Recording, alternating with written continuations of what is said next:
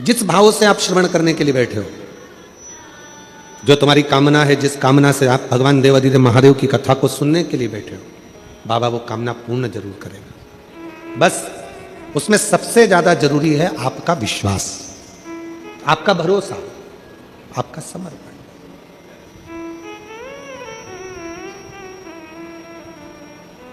कितने भरोसे के साथ, कितने विश्वास के साथ भगवान देवाधिदेव महादेव का भजन कर रहे हो, यह आप पे निर्भर करता है।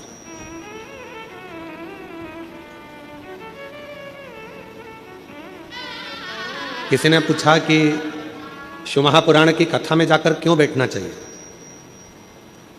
अपने क्षेत्र में अगर शिव महापुराण की कथा हो रही हो तो अपने क्षेत्र में आकर उस कथा का रसतत्व ग्रहण क्यों करना चाहिए, किस लिए? रेडियम किस किसने देखा है? गाड़ी पे चिपका रहता है, हाथ उठाओ जरा जल्दी से। सबने देखा है रेडियम गाड़ी पे चिपका रहता है। ऐसे रेडियम नहीं चमकता, पर जैसे ही थोड़ा सा भी प्रकाश उस रेडियम पर पड़ा और वो रेडियम जम के बोलो चमकता। रेडियम ऐसे नहीं चमकेगा, रेडियम पर प्रकाश पड़ा और वो रेडियम चमका। रेडियम पर थोड़ा सा प्रकाश आया और वो रेडियम चमका। रेडियम ऐसे चमकने वाला नहीं।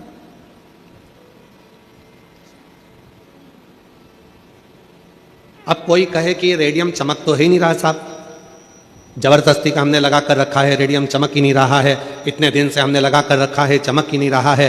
तो किसी ने कहा गाड़ी पर लगे रहने दो, जब गाड़ी आप लेकर जाओगे, कहीं किसी गाड़ी की लाइट पड़ गई, प्रकाश पड़ गया, चमक पड़ गई, तो तुम भी चमक जाओगे। नहीं साहब, हमने इतने दिन से लगा कर रखा है, ये तो चमक ही नहीं रहा, इतने दिन से लगा कर रखा है, ये चमक ही नहीं रहा, हम तो इतना प्रयास कर रहे हैं, ये चमक ही नहीं रहा। ये चमक क्यों नहीं रहा? तो कहा इसको लगे रहने दो। कई लोग कहते हैं हम कथा में जाकर क्यों बैठे, शिव महापुराण की कथा क्यों सुने, हम मंदिर में जाकर एक लोटा जल क्यों चढ़ाएं, हम शंकर जी के मंदिर क्यों जाएं, हम शिवालय में क्यों जाएं, हम शंकर के देवालय क्यों जाएं, हम शंकर जी के मंदिर में इतने समय से जल चढ़ा रहे हैं, हम शिव जी के मंदिर में 3 महीने से जल चढ़ा रहे हैं, हम शंकर जी की कथा इतने समय से सुन रहे हैं, हम भगवान शंकर की कथा इतने दिनों से धारण कर रहे हैं, क्यों फिर भी हमारा भाग्य नहीं चमक रहा?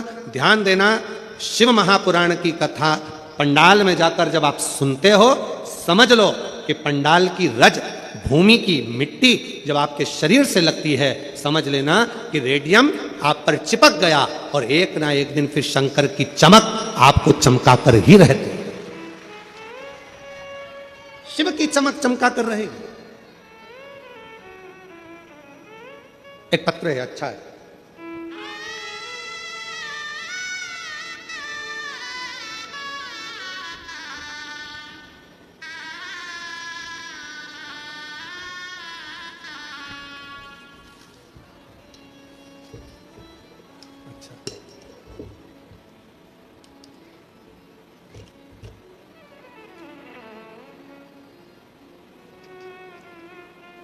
हिंदी में नहीं है, छत्तीसगढ़िया भाषा में। और छत्तीसगढ़िया सब ले रहे, पर हम पढ़ेंगे जरूर, समझा तुम हमको देना, ठीक है? समझा दोगे ना? ठीक है। मोर नाव नारायण सिन्हा, ग्राम नकपुरा, दुर्ग। कहीं बैठे हो, हाथ हिला सकते हैं आप। अब है गुरुदेव जी, एक लोटा जल औ, नहीं ये औ तो मुझे समझ में आता है, क्योंकि इसको मैंने बस्तर के अंदर जब कथा थी, कौन सा गांव था, कच्चे गांव में पत्र आया था छत्तीसगढ़ी भाषा का, हमने उसमें औ पढ़ा था, ठीक है? तो गुरुदेव जी, एक लोटा जल औ पशुपतिनाथ उपवास के का फल होते, ये कोई मोर ले पूछे, तमे हाँ बतावा गुरुदेव जी, मोर मकान नहीं रीस हेत में हा अपन संसरार संसरार संसरार ले कर्जा लेके नानक मकान बनाए हवा। मतलब छोटा मकान बना, ठीक है? आया आया, थोड़े दिन बाद हम भी छत्तीसगढ़िया हो जाए। ओकर ले मोर लाखों के कर्जा हो गए और मोर आर्थिक स्थिति अत्यंत अच्छा नहीं रही। तेकर सेती कर्जा बढ़ते गिस में हर आपके कथा 2021 में भिलाई में पंडाल में बैठ के सुने। आप के एक लोटा जल सारी समस्या का हल। मोर मन गवाई नहीं दिस, मतलब मेरा मन एक लोटे जल पे मानता नहीं, गवाही नहीं दिस। तब हो ले मैं मंदिर जाए के चालू कर। आप मन कथो गुरु जी, अपन घर ले जल लेके शिव जी ला चढ़ाओ, और वह आपके घर के दशा शिव जी ला बताई। ये सिरतोन हरे गुरु जी मोर एक एक लोटा जल शिव में चढ़िस, और मोर कर्जा के एक एक पाई कर्जा भी छूटा गे। मैं हर आज कर्जा ले मुक्ति पागे हो गुरु जी।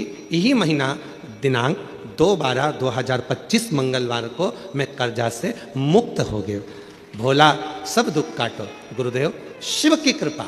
भगवान आ जाइए, आ जाओ, एक बेलपत्र लेकर जाइए, आइए पधारो। अब वही कथा क्या चल रही थी कि रेडियम लगा है, चमकेगा कब?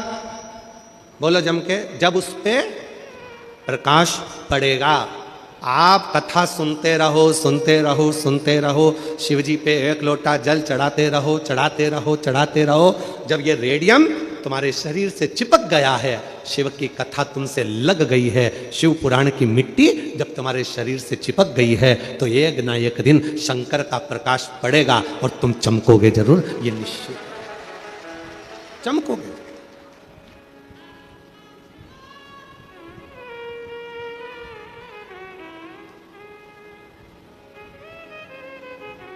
आप शिव के उस भजन में डूबोगे जरूर। करो भक्ति शिव की, करो भजन भगवान शंकर का। लोग कहते हैं पंडाल में बैठकर कथा सुनने का क्या लाभ है, पंडाल में बैठकर कथा क्यों सुनना चाहिए? क्यों शिव महापुराण की कथा को सुनने के लिए लोग पंडाल के अंदर जाकर बैठते हैं? उसका कारण केवल इतना सा है कि वो मिट्टी नहीं, उस रज को वो अपने शरीर में लगाकर बाबा के प्रकाश का इंतजार करते हैं। और जिस दिन शिव की कृपा दृष्टि का प्रकाश हम पर पड़ता है, उस दिन हमारी जिंदगी चमकना प्रारंभ हो जाती है, चमकना प्रारंभ। और जो जैसी भावना लाया वो वैसा ही फल पाया, जो जैसी भावना लाया। पीछे वाले भी दोनों हाथों से बड़े भाव के साथ बोलते हो। फल पाया नहीं खाली उसे लौटाया, वो मन ही मन हर्षाया। नहीं खाली उसे लौटाया, वो मन ही मन हर्षाया। और कर दिया माला माल काशी वाली, लुटा दिया भंडार काशी वाली। कर दिया माला माल काशी वाली से, लुटा दिया भंडार काशी वाली। भगवान शिव पर भरोसा किया हुआ कभी टूटता नहीं। ये साधारण रिश्ते टूट सकते हैं, ये साधारण संबंध टूट सकते हैं, पर भगवान देवादिदेव महादेव पर करा हुआ भरोसा कभी टूटता नहीं। शिव पर करा हुआ विश्वास, भगवान शंकर पर करा हुआ भरोसा, भगवान शिव पर करा हुआ दृढ़ विश्वास कभी टूटता नहीं है। आप किस भाव से आए हो, क्यों कथा सुनने आए हो, किस लिए आए हो, भगवान शंकर से क्या कहने के लिए आए हो, शिव महापुराण की कथा को क्यों धारण करने के लिए आए हो, क्या भगवान से विनती करने के लिए आए हो। 5 दिन बैठकर रहकर कथा का रसतत्व आप ग्रहण कर रहे हो, और बाबा से क्या विनय करने के लिए आए हो, यह आप पर निर्भर करता है। शिव क्या देंगे, कैसे देंगे, कब देंगे, ये उन पर निर्भर करता है।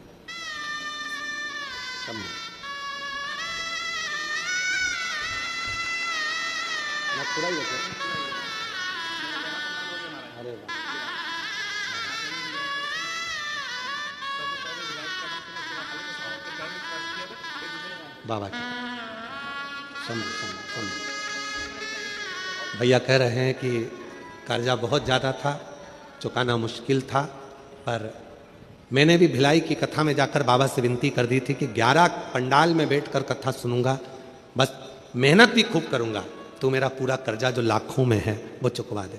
और आज बाबा ने पूरा कर्जा चुकवा दिया और ये 11वां पंडाल की कथा चल रही है। ये शिव है, ये शंकर। इसी को उघड़दानी, इसी को शंभू कहते हैं, इसी को त्रिकालदर्शी कहते हैं। कितना विश्वास है आपका शिव पर, यह आप पर निर्भर करता है। 5 दिन में हमें भगवान शिव को पहचानना है और भगवान शंकर से अपने मन की बात करना, और कुछ भी नहीं।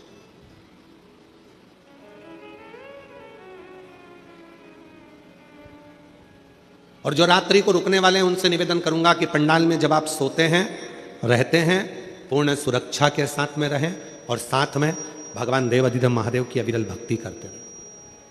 अविरल भक्ति, उस भक्ति को धारण करते रहे, भजन करते रहे।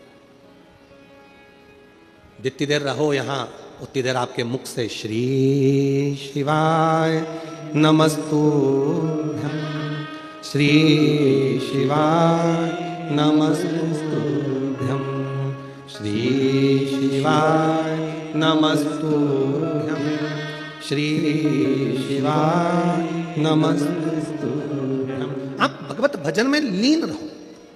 आए हो बाबा के दरवाजे पर भगवान से प्रार्थना करने के लिए, ऐसा कोई स्थान मत छोड़ो जिस स्थान पर बैठकर हम भगवत नाम ना लें।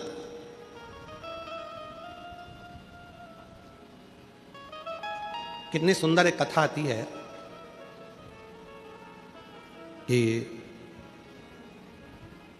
देवता और असुरों ने मिलकर समुद्र का मंथन किया। शिव महापुराण का ये बड़ा सुंदर चरित्र है। मंथन किया, और केवल देवता और असुर मंथन नहीं कर रहे हैं। शिव महापुराण ये भी कहती है कि अपने घर में रहकर कुछ देर रात्रि को जब विश्राम करा करो, विश्राम के समय पर थोड़ी देर विचारों का मंथन भी करा करो। आज के समय में लोग विचारों का मंथन नहीं करते, मोबाइल का मंथन करते रहते हैं दिन भर बैठ के। रात को सोएंगे, पति अपना मोबाइल पकड़ा है, पत्नी अपना मोबाइल पकड़ी है, बेटे बेटी अपने मोबाइल पकड़े हुए हैं, और सोते सोते भी आखिरी में जब बहुत तेज नींद आने लगती है तब मोबाइल तो भी स्विच ऑफ करने से पहले, मतलब नेट बंद करने से पहले भी एक आध बार सोते सोते भी फिर उठा के देख ही लेते। वापिस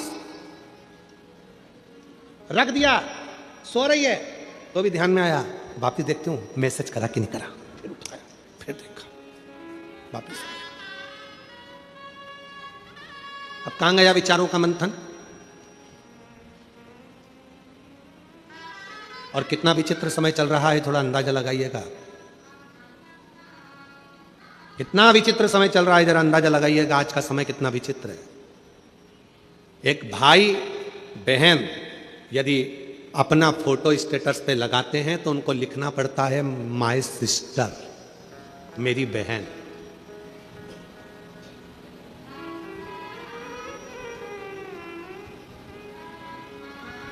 बुआ के साथ फोटो लगता है तो लिखना पड़ता है मेरी बुआ जी हैं, आज आई थी, उनके साथ फोटो लगाया। चाची जी के साथ मेरी आंटी हैं, उनके साथ फोटो लगाया। क्यों? क्योंकि आज के समय के व्यक्ति की दृष्टि और बुद्धि इतनी विचित्र होती चली जा रही है कि कोई भी अगर मोबाइल पर फोटो दिखता है तो उसकी तुरंत सोच और निगाह बदल जाती है और वो गलत सोचना प्रारंभ कर देता है। मतलब इतनी विचित्र बुद्धि लोगों की हो गई, इतनी विचित्र सोच हो गई। क्या संसार में कोई दूसरे रिश्ते नहीं रहे, कोई संबंध नहीं रहे? शिव महापुराण की कथा कहती है, भगवान देवाधिदेव महादेव का चरित्र कथा है, मंथन हुआ, उस मंथन में हलाहल विष निकला। जरा संबंध देखिएगा, रिश्ता देखिएगा, कितना विचित्र कथा का वर्णन किया गया कि रात्रि को सोने से पहले मोबाइल का मंथन मत करिए, रात्रि को सोने से पहले मोबाइल को मत देखिए, रात्रि को सोने से पहले अपने विचारों का मंथन करिए। घर में क्या हुआ, बच्चों को कैसे पढ़ाना है, बच्चों की शिक्षा कैसे ग्रहण कराना है, कौन सी कोचिंग कराना है, कौन सी ट्यूशन देना है, कौन सी चिकित्सा कराना है। अगर भगवान ने हमको धन दिया है, पैसा दिया है, हमारे बच्चे अच्छे से पढ़ रहे हैं, तो अपने मोहल्ले में, अपनी कॉलोनी में, अपनी सोसाइटी में, अपने नगर में कोई बच्चा पढ़ने में कमजोर है तो उस बच्चे का शिक्षा अपने को कराना है। ये विचार, ये सोच, ये मंथन अपने अंदर होना चाहिए।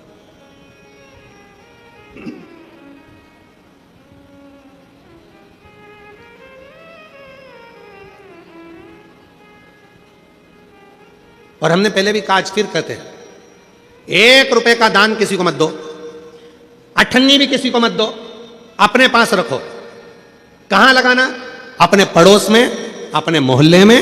कोई बच्चा पढ़ना चाहता है, उसको शिक्षा की जरूरत है और वो पढ़ना चाहता है पर उसके पास में पैसा नहीं है, उस बच्चे की शिक्षा में लगाना प्रारंभ करो। तुम्हारे बेटे की तरह वो भी एक दिन तुम्हारा नाम रोशन करेगा। आप 1 रुपया किसी को मत दीजिए, मत दान करो, मत दो किसी को। तुम्हारे मोहल्ले में, तुम्हारी कॉलोनी में, तुम्हारी सोसाइटी में, तुम्हारे पड़ोस में कोई बीमार पड़ा है, उसके पास में चिकित्सा का पैसा नहीं है, प्रयास करो कि तुम्हारे थोड़े से पैसे से उसका स्वास्थ्य ठीक हो जाए, उसको अच्छी चिकित्सा मिल जाए। भगवान ने यदि आपको लायक बनाया है, भगवान ने अगर आपको गाड़ी का मालिक बनाया है, भगवान ने यदि तुमको गाड़ी दी है, मालिक बनाया है, और मोहल्ले में, पड़ोस में अगर कोई एकदम बीमार पड़ गया, सूचना मिली, भैया मेरा बेटा बीमार है, ऑटो नहीं मिल रहा, गाड़ी नहीं मिल रही, भगवान को धन्यवाद देना, आज तूने मेरी गाड़ी को सफल कर दिया। किसी के काम तो आ रही है, किसी की जिंदगी तो सवार रही है। कितना विचित्र जमाना हो गया कि लोगों की सोच बदल गई। कोई पड़ा हुआ है तो पड़े रहने दो, कोई एक्सीडेंट हो गया तो रोड पर तड़प रहा है तो तड़पने दो, किसी के यहाँ आग लग रही है तो मुस्कुरा रहे हो, किसी के यहाँ घात लग रही है तो मुस्कुरा रहे हो, किसी के यहाँ चोरी हो रही है तो मुस्कुरा रहे हो। ये कहां हो गया? ये संसार सागर कैसे जा रहा है? किस गर्त की ओर बढ़ रहा है? विचार करिए। मेरे देवाधिदेव महादेव ने, सारे देवताओं ने अमृत पिया, पर मेरे शंकर भगवान ने मंथन में निकला हुआ पूरा विष पी लिया। क्यों? क्योंकि ये दुनिया को नष्ट कर देगा। अगर मैंने रख दिया तो देवता भी बर्बाद हो जाएंगे, गंधर्व, असुर, कन्नर, नाग सब बर्बाद हो जाएंगे, पशु पक्षी भी बर्बाद हो जाएंगे। इसलिए इस विष को मुझे पीना पड़ेगा। ये विष में पीता हूं, ये मंथन है, इसको मंथन कहते हैं कि मंथन में ये निकला कि विष में पीता हूं। ये विष दुनिया को बर्बाद कर देगा, इस विष को मैं धारण करता हूं।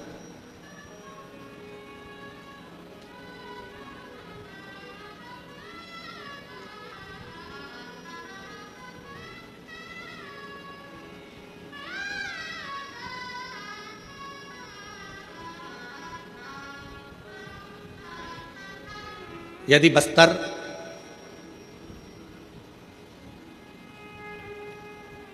गिदम दंतेवाड़ा की यदि आप लोगों ने कथा सुनी होगी तो उसमें एक पत्र आया था। उस पत्र में एक बहन जी ने पत्र लिखा था। उस पत्र में लिखा था कि हमारे दंतेवाड़ा क्षेत्र में, ये नक्सल प्रभावित क्षेत्र में, जहां पर लोगों के अंदर भय था, वहां पहली बार हर हर महादेव सुनने को मिल रहा है। ये शिव की कृपा। भय मुक्त कब हुए आप? जब आपके भीतर से भय चला गया।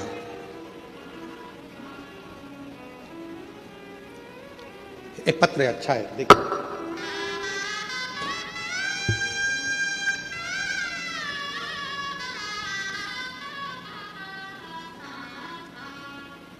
जब व्यक्ति हिम्मत करता है, जब व्यक्ति पूर्ण भरोसा कर लेता है, तो उसके साथ क्या होता है, ये पत्र बता रहा है। देखिएगा। मेरा नाम ओम प्रकाश गौतम है। मैं ग्राम पीरीर, तहसील गुंडर रेही, जिला बालोदा का निवासी हूँ। कहीं बैठे हों तो हाथ हिला सकते हैं। मेरा नाम ओम प्रकाश गौतम है और मैं ग्राम पीरीर, तहसील गुंडरदेही, जिला बालोद का निवासी हूँ। कहीं बैठ, आप ही हैं बेटा? हाथ हिला दो एक बार। आ जाइए, एक बेलपत्र लेकर जाना। आओ। मैं पिछले 7 सालों से प्राइवेट बैंक में कार्य कर रहा हूँ और अच्छे ओहदे पर पहुंच गया हूँ, लेकिन मन में कहीं ना कहीं लगता था, एक बात अंदर चुभती थी कि मेरी सरकारी नौकरी क्यों नहीं। 7 साल से प्राइवेट नौकरी प्राइवेट बैंक में कर रहा हूँ और बहुत अच्छे ओहदे पर हूँ, बहुत ऊंचाइयों पर हूं, फिर भी मन में चुभता था कि मेरी सरकारी नौकरी क्यों नहीं। तब पिछले साल से मेरे घर के लोगों ने कहा कि शिव महापुराण की कथा पर भरोसा कर और सरकारी नौकरी के लिए बैंक की फिर तैयारी। मां, इतने सालों से नौकरी कर रहा हूं और इतने सालों से सरकारी बैंक की परीक्षा दे रहा हूं, पर हो नहीं रहा, तो अब क्या हो जाएगा? तब मेरी मौसी ने कहा, अब तू एक काम कर, तैयारी तू कर और एक बार वो सीहोर वाला महाराज कथा कहता है तो उसके कथा के पंडाल में बैठ जा और वहां बैठकर कथा सुन। वहां की मिट्टी को सिर पर लगाना, प्रणाम करना और बाबा से विनती करना कि मेरा ये कार्य होना चाहिए। सियोर वाला बाबा कहता है कि मेहनत 4 गुनी कर, रात दिन एक कर और पंडाल में बैठ के कथा सुन। गुरुदेव, मैंने अपने परिवार से कहकर भिलाई आ गया और भिलाई में मैंने कथा चल रही थी, दयाल सिंह जी कथा करा रहे थे, तब उस कथा में बैठकर मैंने बाबा से विनती करी, पूरी 1 साल मेहनत करी और आखिरी में एग्ज़ाम दिया और बाबा ने ऐसी कृपा कर दी कि आज मेरा सरकारी बैंक में सिलेक्शन हो गया। मैं बाबा को यहाँ प्रणाम करने के लिए, मैं शिव को नमन करने के लिए। लिख रहे हैं, मेरा विश्वास ऐसा नहीं था, मैं नहीं मानता था क्या पंडाल में बैठने से, कथा सुनने से क्या ये फल मिल सकता है, पर आज कहता हूं कि बाबा चमकाता है, किस्मत जरूर देता है, वो कमी नहीं। आ जाओ आ जाओ आ जाओ, दोनों आ जाओ। मैं बाबा को यहां धन्यवाद देने के लिए आया हूं।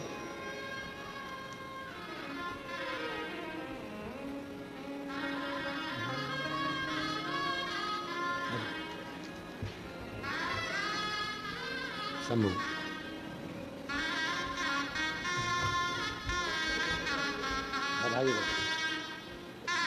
और भी उन्नति करो, खूब अच्छी मेहनत करते रहो। अच्छा,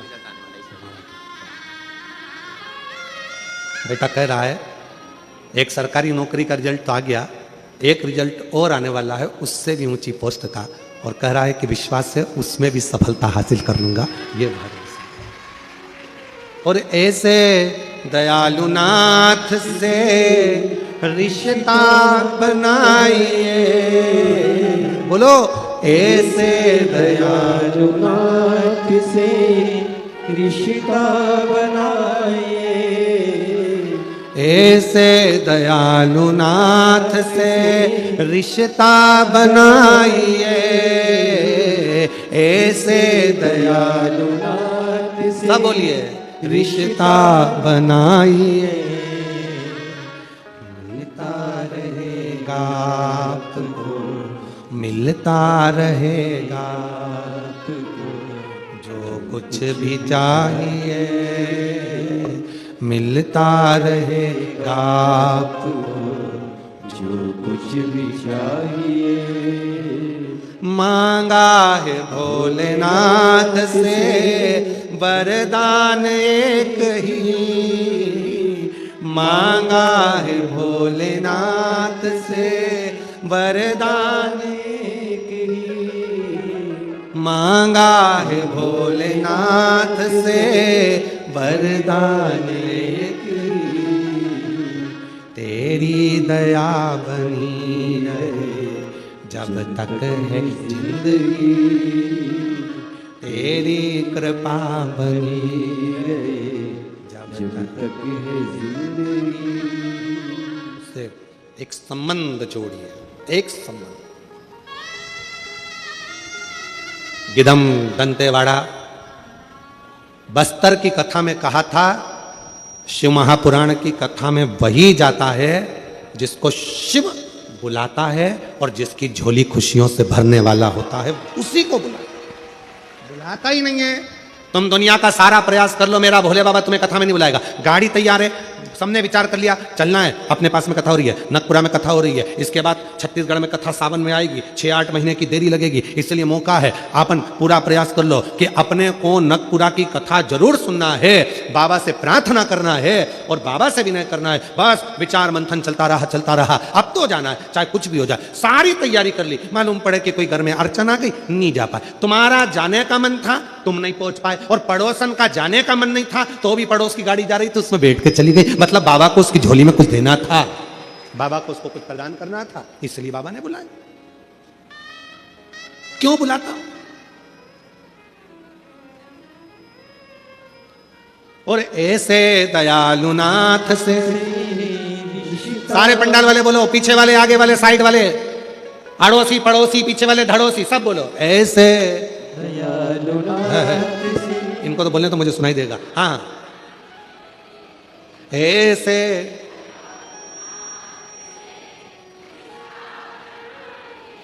बहुत बढ़िया, अच्छी आवाज है, बाबा की कृपा है। मिलता रहेगा आपको जो कुछ भी चाहिए, ओ मिलता रहेगा आपको जो कुछ भी चाहिए, और ऐसा करिश्मा होगा जो हुआ कभी नहीं, ऐसा करिश्मा होगा जो हुआ कभी नहीं। वो हो सकता है जो कभी ना हुआ। एक पत्र है,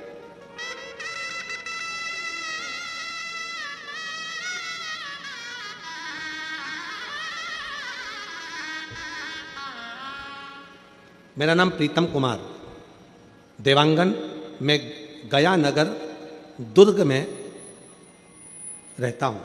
कहीं बैठे हो हाथ हिला सकते हैं। मेरा नाम प्रीतम कुमार देवांगन, मैं गया नगर दुर्ग से हूं। कहीं बैठे हो हाथ हिला सकते हैं। आप ही हैं? ठीक है, आ जाओ, आ जाइए, आ जाइए। हाँ दिख गए हो, आ जाइए। बच्चे को भी लिया सकते। गुरुदेव, शादी के कई वर्ष निकल गए, 1 साल, 2 साल, 3 साल, 4 साल, 5 साल, 6 साल, 7 साल ऐसे निकलते चले गए। डॉक्टरों का इलाज भी करवाया, जितनी बार डॉक्टर को दिखाया सभी डॉक्टरों ने कहा कि संतान का सुख नहीं है, मां नहीं बन सकती, औलाद नहीं हो सकती। आखिरी में मन उदास हो गया।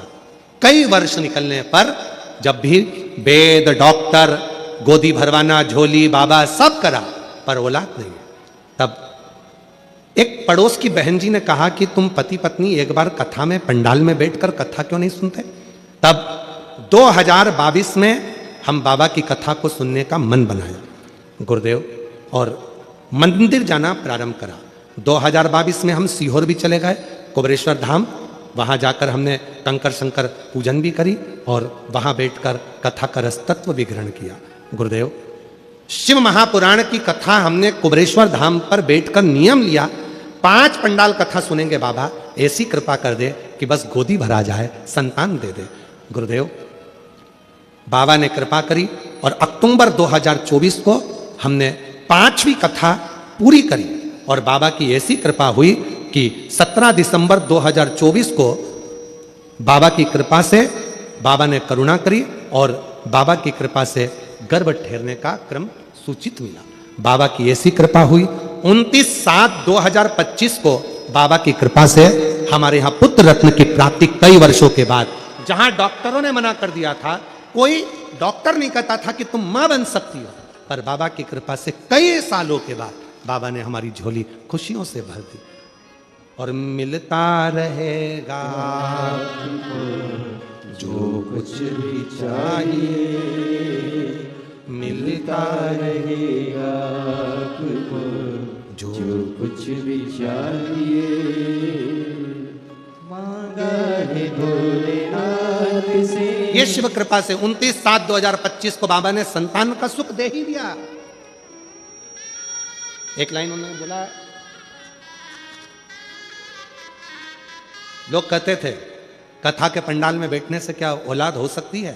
हम उनको छाती ठोक कर कहते थे कि एक दिन पंडाल में हमारा भी पत्र पड़ा जाएगा, ये विश्वास के साथ कहते हैं। एक दिन पंडाल में हमारा भी पत्र पड़ा जाएगा, ये भरोसे के साथ। क्यों? क्योंकि विश्वास कितना है आपका शिव के प्रति, शंकर के प्रति। आप कथा में बैठकर बाबा से अपने दिल की बात कह रहे हो, नहीं कह रहे हो, कथा सुन रहे हो, नहीं सुन रहे हो, ये आप पर निर्भर करता है। आप कितना भरोसा है, ये आप पर निर्भर। और ऐसा करिश्मा होगा जो हुआ कभी नहीं, ऐसा करिश्मा होगा जो हुआ कभी नहीं। मांगा है भोलेनाथ से वरदान कहीं, मांगा है भोलेनाथ से वरदान की, तेरी कृपा बनी रहे जब तक है जिंदगी, तेरी कृपा बनी रहे जब तक है जिंदगी। ओ मेरी छत्तीसगढ़ की जीजियों, ओ नागपुरा के मेरी बहनों, मेरे बहनोइयों, मेरी जीजियों, मेरे जीजाओं, मेरी बेटियों, बेटाओं, मेरे बुजुर्ग, ध्यान रखना, आप कोई साधारण जगह पर नहीं बैठे हो, आप शंकर की कैलाश पर शिव की गोद में बैठकर ये शिव महापुराण की कथा को सुन रहे हो। देगा वो, कृपा वो करेगा, करुणा वो करेगा। मंथन करो अपने विचारों को, मंथन, और बहुत जरूरी है।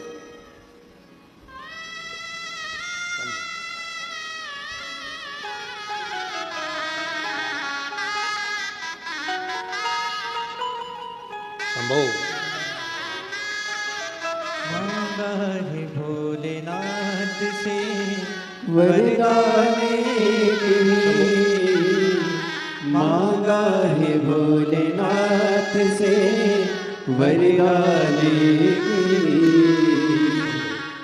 रोते नहीं, खुश हो जाओ। अब तो दे दिया ना बाबा ने, आंसू पोछो, आंसू पोछो पहले। अब तो दिया ना बाबा ने, अब रोते नहीं, बहुत खुश हो, बाबा दे दिया। कृपा बनी रही जब तक है जिंदगी, मांगा है भोलेनाथ से वरदान एक लिए, मांगा है भोलेनाथ से वरदान। जोरदार ताली बजाओ। बाबा की कृपा, शिव की उदार पे। पत्र में लिखा कि हमसे लोग कहते थे क्या पंडाल में बैठने से क्या संतान का, जब डॉक्टर मना कर रहे हैं तो औलाद नहीं होगी, है ही नहीं चांस, तो कहां से बच्चा होगा। उसने लिखा, हम सबसे कहते थे एक दिन मेरा पत्र व्यासपीठ पर पढ़ा जाएगा और बाबा मुझे बुलाएगा। विश्वास और शिव पर विश्वास। सियोर वाले महाराज पर नहीं, सियोर वाले महाराज से तुम्हें कोई मतलब नहीं होना चाहिए, तुम्हारा भरोसा शिव होना चाहिए। सियोर वाला महाराज तो जैसे तुम हो वैसे सियोर वाला महाराज वैसा ही है। तुमने भी जन्म लिया, हमने भी जन्म लिया, तुम भी संसार में, हम भी संसार, उस पर भरोसा रखो, हम पर नहीं। हम पर भरोसा मत करो। और शिव कथा कह रही, भगवान देवादिदेव महादेव का चरित्र कह रहा। मंथन हुआ, हलाहल विष निकला। मंथन में जो अमृत निकला था वो देवताओं ने धारण कर लिया, देवताओं ने ले लिया, पर जो हलाहल विष निकल रहा है उस विष को कौन पिएगा, उस विष को कौन धारण करेगा।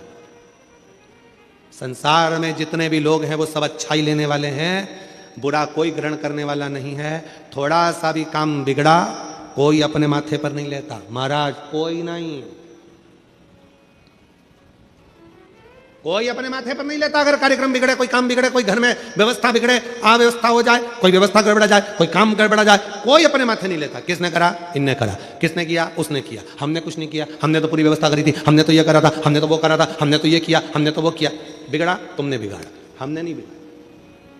अच्छा सब ले लेंगे, बहुत जोरदार कार्यक्रम हुआ, कौन ने कराया, अरे हमने कराया, पूरा संभाला था, पूरा संभाला।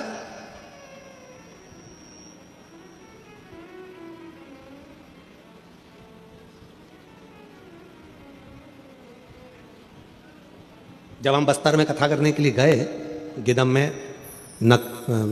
में, तो जब आखिरी में हमने वहाँ के IG, DIG, commissioner, collector, SP, SSP, SDM सबको हमने साधुवाद दिया, तो जब हम नीचे जा रहे थे मंच से उतर कर, आखिरी दिन के एक दिन पहले की बात, तो पीछे की ओर वहाँ के अधिकारी खड़े हुए थे बहुत, और उन्होंने सबने कहा, महाराज जी आपने हमको धन्यवाद दिया, पर एक धन्यवाद आप हमारी तरफ से यहाँ के आदिवासी और वनवासियों को देना कि उन्होंने बड़ी सरलता के साथ इस दिव्य आयोजन को सफल बनाया। जब हमने उन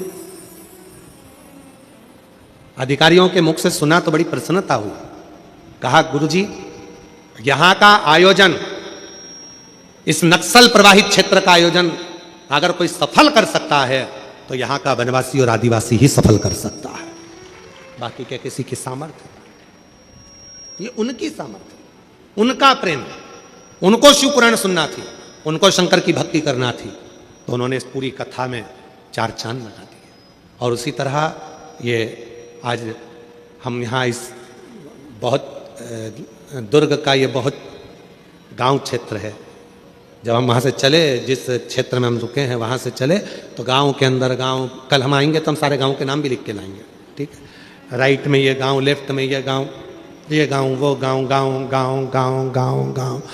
हमने 4 बार, हमारे को जो लेकर भगवान कृष्ण आ रहे थे सारथी, हमने उनसे पूछा गांव कब आएगा? बस अभी आने वाला है, बस अभी आने वाला है, बस अभी आने वाला है। तो हमने कहा ये गांव नहीं, अभी और आएगा, फिर और आएगा, फिर और आएगा, फिर और, ऐसे इधर गांव, इधर गांव, गांव गांव गांव गांव गांव, तब जाकर ये नगपुरा पहुंचे। नगपुरा। और आप सबको जब यहां देखा इतनी भारी संख्या में, तो देखकर प्रसन्नता हुई कि जैसे शक्कर के डब्बे को चींटी ढूंढ लेती है, तुम छत्तीसगढ़ वाले शिव पुराण को ढूंढ लेते हो। ये पक्का बड़ी बड़ी कृपा, बड़ा प्रेम है आप लोगों को शिव जी से। एक बात तो पक्का है, तुम शंकर जी की बेटी पक्की हो और दामाद भी पक्के हो, ये निश्चित है। ये संबंध तुम्हारा बड़ा भारी है, ढूंढ लेते। कथा हो रही है, कथा हो रही है, कथा हो रही है, चलना है, चलना है। शिव कथा मंथन किया, विष निकला, मंथन में विष। कौन पिएगा? विष पीने की सामर्थ्यता किसमें? बुराई झेलने की सामर्थ्यता किसमें? अपशब्द झेलने की सामर्थ्यता किसमें? सास ने अपशब्द कहे बहू को और बहू ने पलट कर जवाब दे दिया, तो समझ लेना कि यहां पर बहू महान नहीं है। बहू की महानता कब होती है? जब सास अपशब्द कहे और बहू सुनकर भी मुस्कुरा कर चल दे, समझ लेना कि उसकी जिंदगी में उसने किसी सच्चे गुरु का सानिध्य प्राप्त करा। सच्चे गुरु का सानिध्य। पलट कर तो कोई भी जवाब दे देगा। कितना सुंदर व्याख्यान है महाभारत का।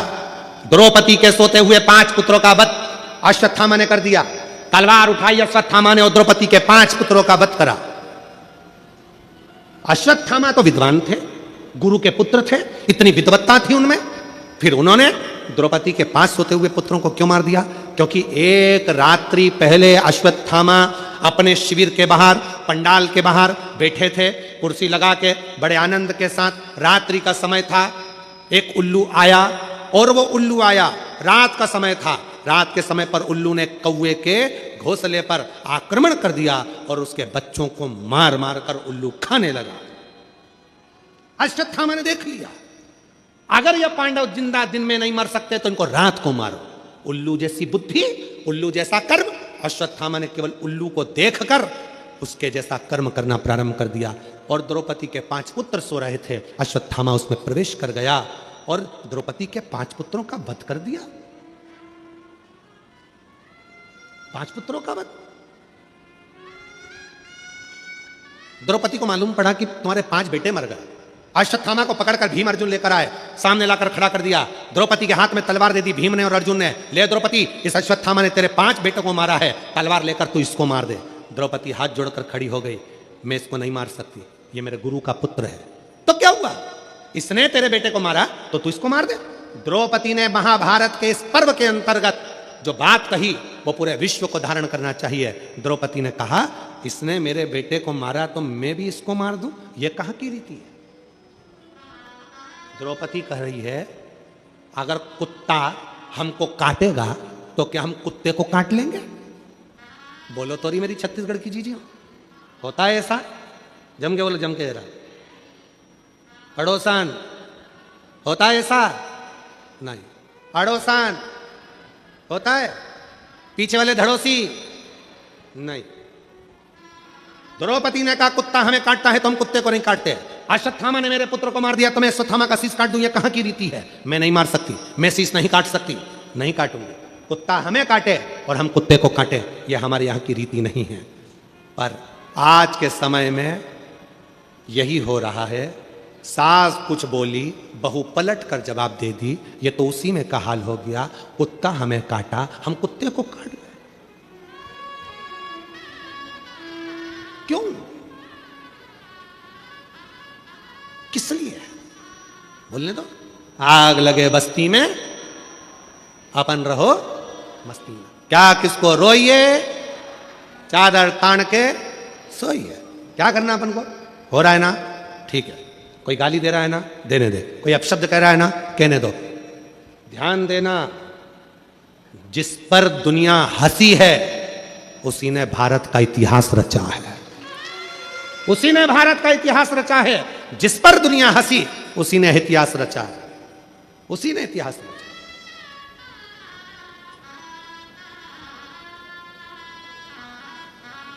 कितना कहते हैं माननीय प्रधानमंत्री जी को, नरेंद्र भाई मोदी जी को, कितना कितना कहते हैं, लोग हंसते, इन्होंने चाय का किया तो इन्होंने ये किया। माननीय उत्तर प्रदेश के मुख्यमंत्री योगी जी को कितना कहते हैं, ये तो बाबा जी हैं, ये तो ये कितना। तो जिस पर दुनिया हंसी है इतिहास उसी ने रचा है। हंसो, कितना हंसो। और याद रखना मेरी बेटियों, मेरे बेटाओं, मेरे नवयुवक बच्चा बच्ची, इस बात का ध्यान रखना, तुम्हारे दोस्त तुम पर हंसते हैं, ये पढ़ नहीं सकता, इसको कुछ याद नहीं रहता, ट्यूशन में फेल है, ये बच्चा ऐसा है, ये बच्चा वैसा है। घबराना नहीं। मेरा परमात्मा अगर संसार में जन्म दिया है, तुम कितने भी फेल हो जाओ, पर तुम्हें परमात्मा ने एक ना एक हुनर ऐसा दिया है, अगर तुमने उस हुनर को निखार लिया तो एक दिन तुम भी इतिहास रचकर मानोगे, ये निश्चित है। क्यों घबराना?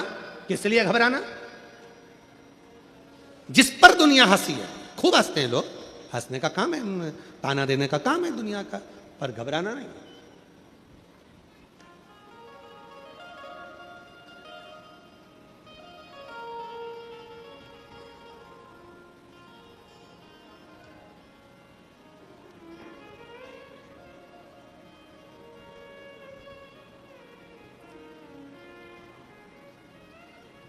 जब हमारे सुपुत्र चिरंजीवी पंडित राघव जी मिश्रा जी ने कथा प्रारंभ करी, तब उन्होंने एक बात कही, पिताजी लोग हंसेंगे, कुछ भी बोलेंगे।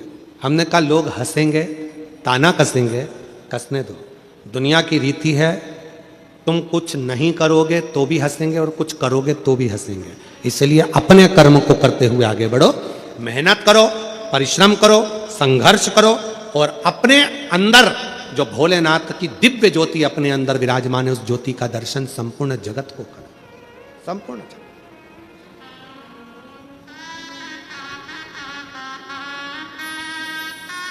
संपूर्ण जगत महाराज। और जब उस ज्योति का दर्शन संपूर्ण जगत करेगा तो हंसने पर भी, ताना कसने पर भी वो शिव संभाल लेगा, वो ओघड़दानी संभालेगा। मेरी नवयुवक बेटियों को, मेरे नवयुवक बेटाओं को, मेरी बेटियों को, मेरी जीजियों को, मेरे जीजाओं को, कई बेटियां कहती हैं हमारी शादी हो गई, अब हम पढ़ाई करें तो कैसे करें, हमारी शादी हो गई, अब हम बच्चों को संभालें कि हम विद्याध्ययन करें, हमारी शादी हो गई, अब हमको नौकरी नहीं लग सकती। कौन कहता नौकरी नहीं लग सकती? कौन कहता है कि तुम पढ़ाई नहीं कर सकते? भले शादी हो जाए, ब्याह हो जाए। कई बेटे कहते हैं अब तो हम परिवार में फंस गए गुरुजी, अब तो बच्चों के लिए कुछ ना कुछ करना पड़ेगा, अब क्या हम पढ़ाई करेंगे? करो, अभी तुम में वो बल है, अभी तुम में वो एनर्जी है, अभी से हार गए हिम्मत, खूब मेहनत करो, कैसे नहीं फल मिलेगा। हिम्मत मत हारना।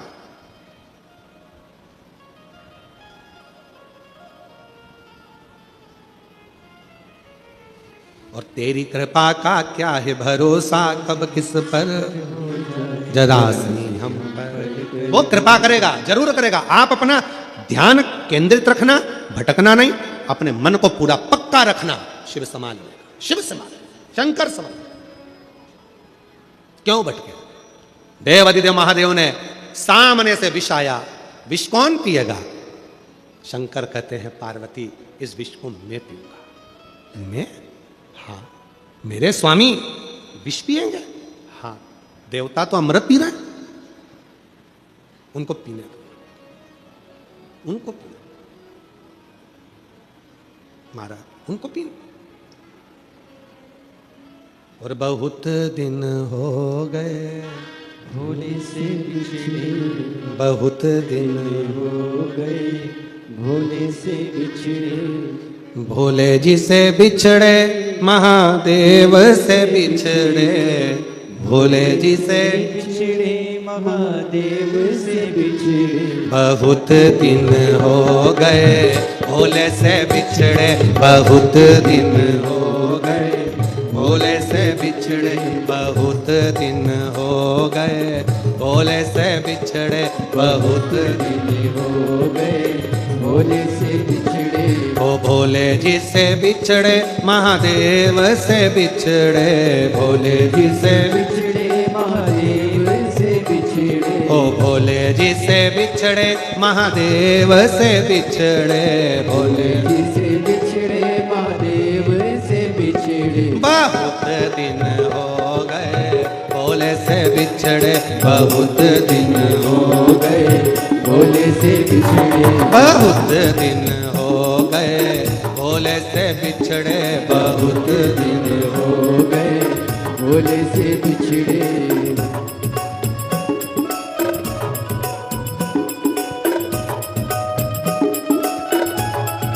शंभो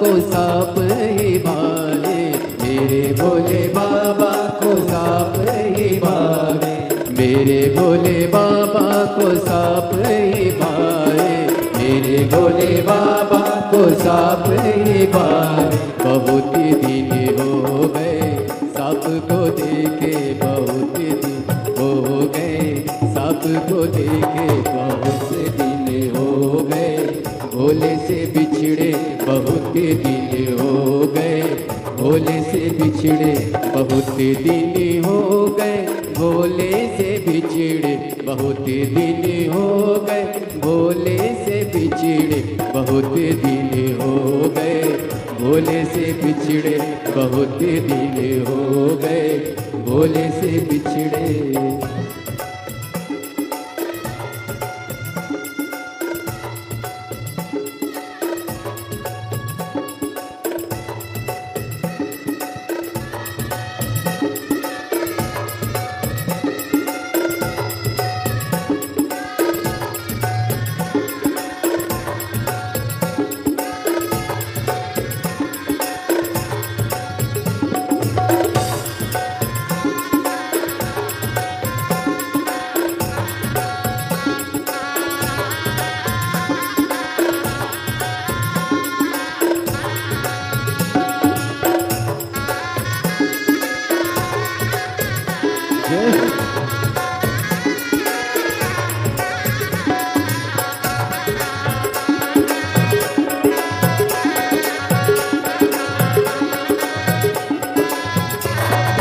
मेरे भोले बाबा को नंदी भावे, मेरे भोले बाबा को नंदी भावे, मेरे भोले बाबा को नंदी भावे, मेरे भोले बाबा को नंदी भावे। बहुत दिन हो गए नंदी को देखे, बहुत दिन हो गए नंदी को देखे, बहुत दिन हो गए भोले से बिछड़े, बहुत दिन हो गए भोले से बिछड़े, बहुत दिन हो गए भोले से बिछड़े, बहुत दिन हो गए भोले से बिछड़े, बहुत दिन हो गए भोले से बिछड़े, बहुत दिन हो गए भोले से बिछड़े।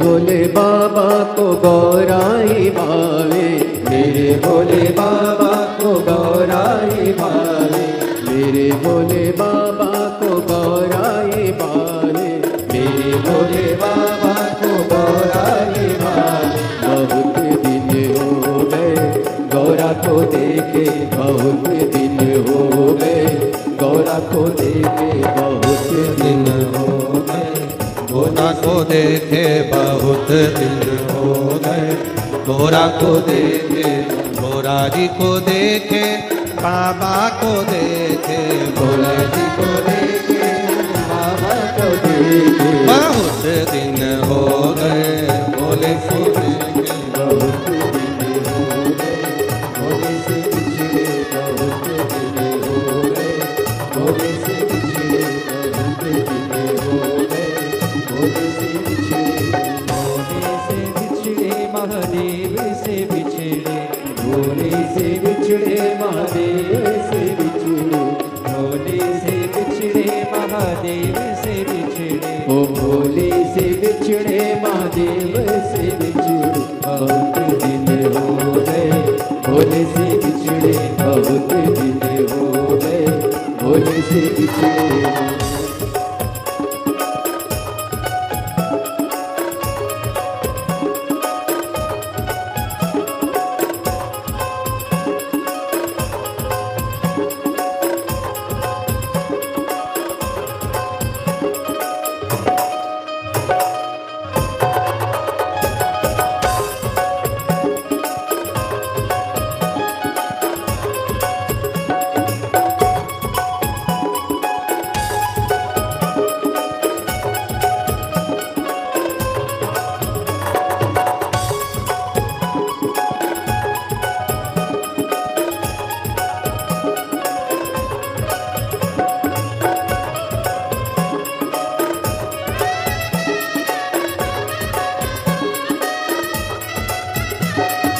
मेरे भोले बाबा को गणपति ही भावे, मेरे भोले बाबा को गणपति ही भावे, मेरे भोले बाबा को गणपति ही भावे, मेरे भोले बाबा को गणपति ही भावे। बहुत दिन हो गए गणपति को देखे, बहुत दिन हो गए गणपति को देखे, बहुत दिन हो गए भोले से बिछड़े, बहुत दिन हो गए भोले से बिछड़े, भोले से बिछड़े शंभू से बिछड़े, भोले से बिछड़े शंभू से बिछड़े, भोले से बिछड़े शंभू से बिछड़े, भोले से बिछड़े शंभू से बिछड़े, बहुत दिन हो गए भोले से बिछड़े, बहुत दिन हो गए भोले से बिछड़े, बहुत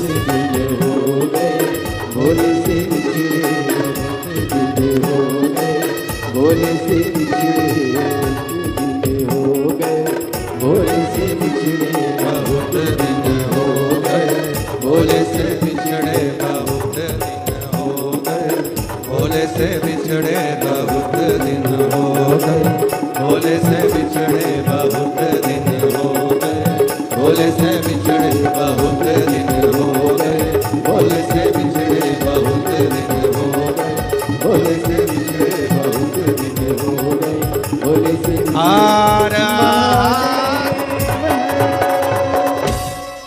अपने स्थान पर बैठकर भगवान देव दिव्य महादेव से प्रार्थना करिए, भगवान शिव से विनय करें, निवेदन करें, विनती करें, बाबा को अपने मन का भाव कहें, हृदय से प्रार्थना करिए, विनय करिए, निवेदन करिए, विनती करिए। जहाँ जगह मिले वहाँ बैठकर बाबा को अपने मन का हाल कहिए, मन का भाव कहिए, शिव जी को प्रार्थना करें, विनय करें। बक्से चल रहे नहीं, ऊपर के बक्से नहीं चल रहे हैं एक भी। मन का भाव बाबा को कहो, दिल से प्रार्थना करो, विनय करो, विनती करो, निवेदन करो। जहाँ जगह मिले वहाँ बाबा को प्रार्थना करिए, विनय करिए, निवेदन करिए।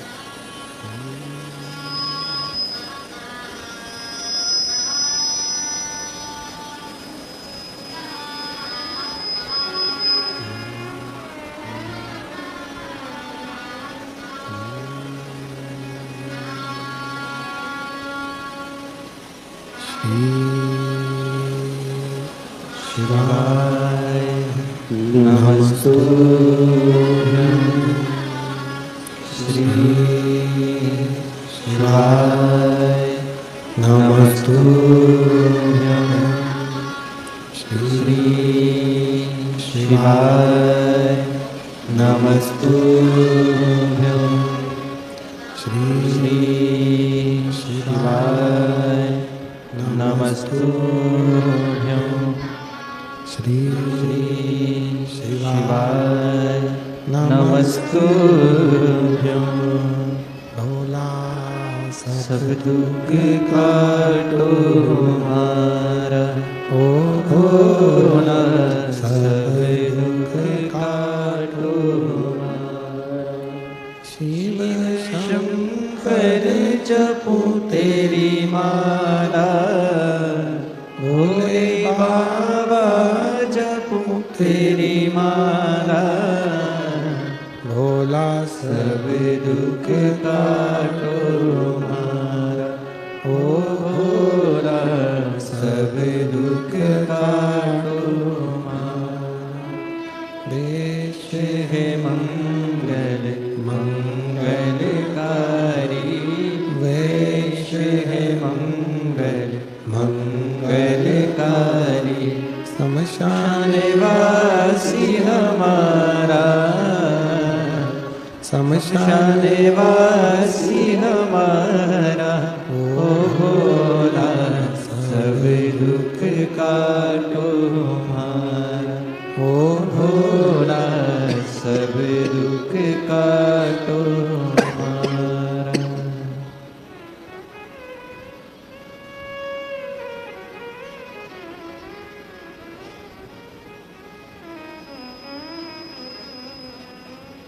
बाबा देवादिदेव महादेव भगवान शिव की पवित्र कथा वर्णन कर रही है।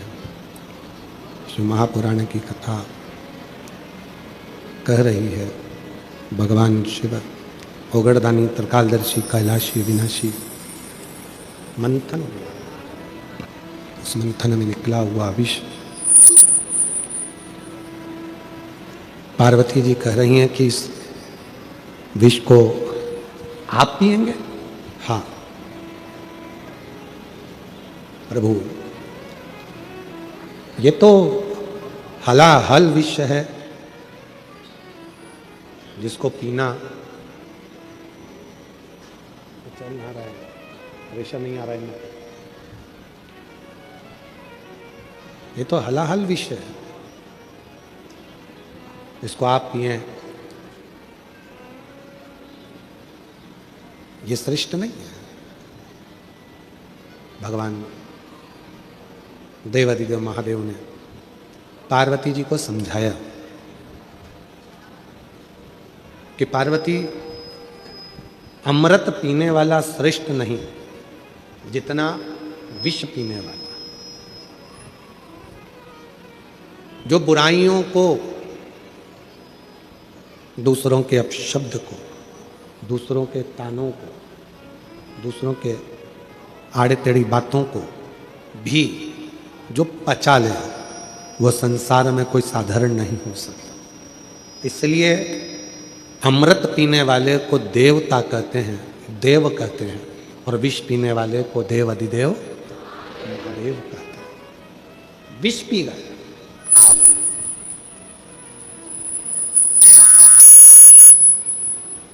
और विष भगवान देवादिदेव महादेव ने जैसे पिया, कंठ पर वो विष आया, गले में वो विष आया। और जैसे ही कंठ पर विष आया, मां जगत जननी पार्वती, मां दुर्गा भवानी, मां आद्य शक्ति, मां पार्वती जी कंठ में जाकर उस विष को रोक ली। उस विष को मां पार्वती जी ने रोक लिया।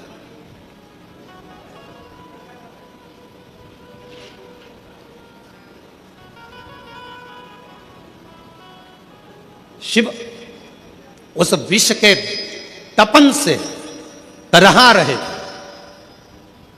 देखिएगा जरा, बहुत ध्यान देने वाली कथा है। लंका का राजा रावण कैलाश पर्वत उठाने के लिए गया था। हाथ भगवान देव अधिदेव महादेव का पर्वत कोई उठाना साधारण नहीं है। अहंकार के वश उठा रहा था इसलिए नहीं उठा। अगर प्रेम के वश उठाता तो लंका के राजा रावण के हाथ में भी कैलाश चला जाता।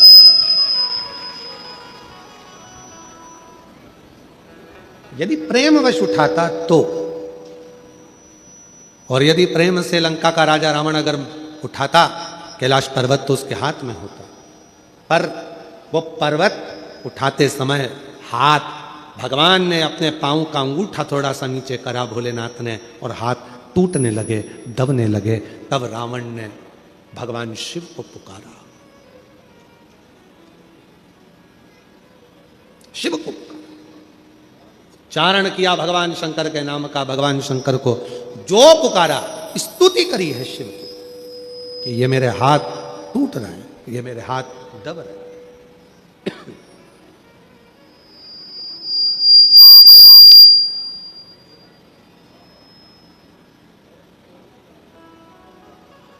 भगवान से प्रार्थना कर रहे हैं, निवेदन कर रहे हैं कि गलती हो गई जो मैंने अहंकार के वश आपको उठाया। अहंकार, ध्यान देना थोड़ा सा, एक बहुत सुंदर प्रसंग यहां वर्णित होता है। मेरी जीजियों, मेरे जीजाओं, मेरी बेटियों, बेटाओं, मेरी माताओं, मेरे बुजुर्ग माँ बाप, जितने भी यहाँ कथा में बैठे हैं उनको मैं नमन कर कर कहूँगा।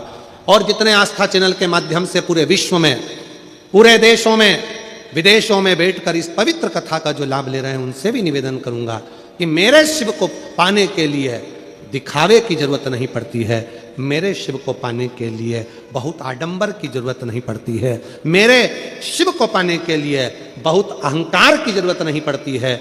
शिव पुराण कहती है मेरे शिव को पाने के लिए केवल प्रेम का एक लोटा जल चढ़ जाए तो मेरे शंकर प्रसन्न हो जाए। केवल प्रेम का एक लोटा जल सारी समस्या का हल। एक लोटा जल प्रेम का, वात्सल्यता का, स्नेह का, करुणा का, शक्ति भक्ति के साथ आप शिव जी को चढ़ाइए। शिव को तुम्हारे शक्ति से भी मतलब नहीं, शिव जी को भक्ति से मतलब, भक्ति से।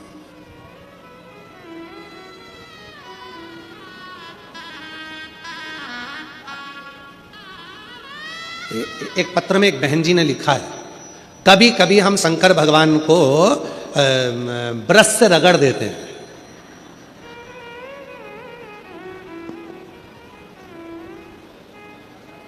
भगवान भोलेनाथ जी भी सोचते होंगे किसके हाथ में आ गया।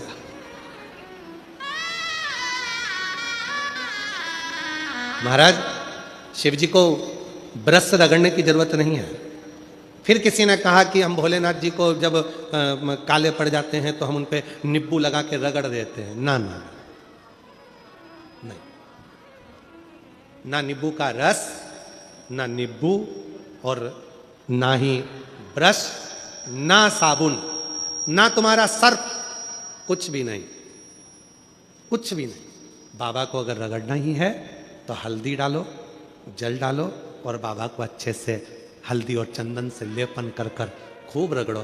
कौन मना कर रहा है? जरूरी नहीं कि सर्फ, साबुन या ब्रश लगाओगे या बहुत नींबू का रस लगा के उनको रगड़ोगे तो ही साफ होंगे। ना ना, प्रेम।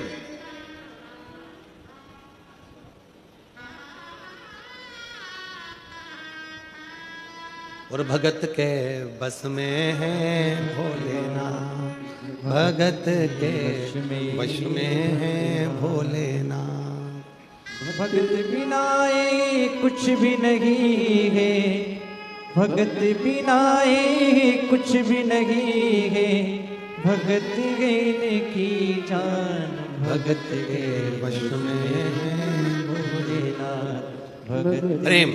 लंका के राजा रावण ने अहंकार रखकर कैलाश पर्वत को उठाना चाहा, हाथ दब गए। 20 भुजा का बल, हजारों हाथों का बल लंका के राजा रावण ने लगा दिया तो भी उठा नहीं पाए।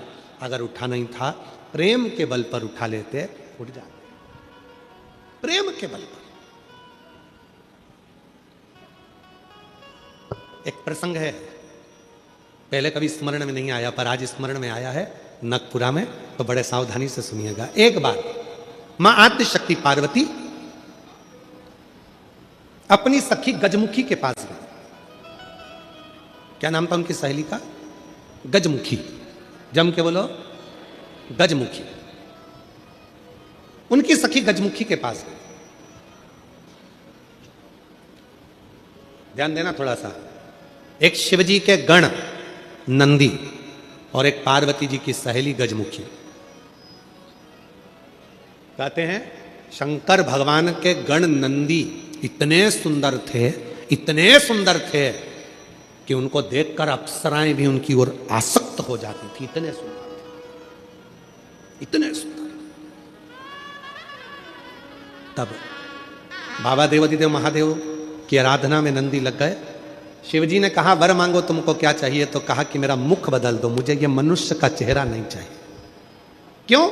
अगर ये चेहरा रहेगा तो लोग मेरी ओर आसक्त होंगे और मैं आपकी भक्ति नहीं छोड़ना चाहता, इसलिए मुझे ये चेहरा हटाकर आप नंदी का चेहरा लगा दीजिए और मुझे आपका शिष्य बना दीजिए।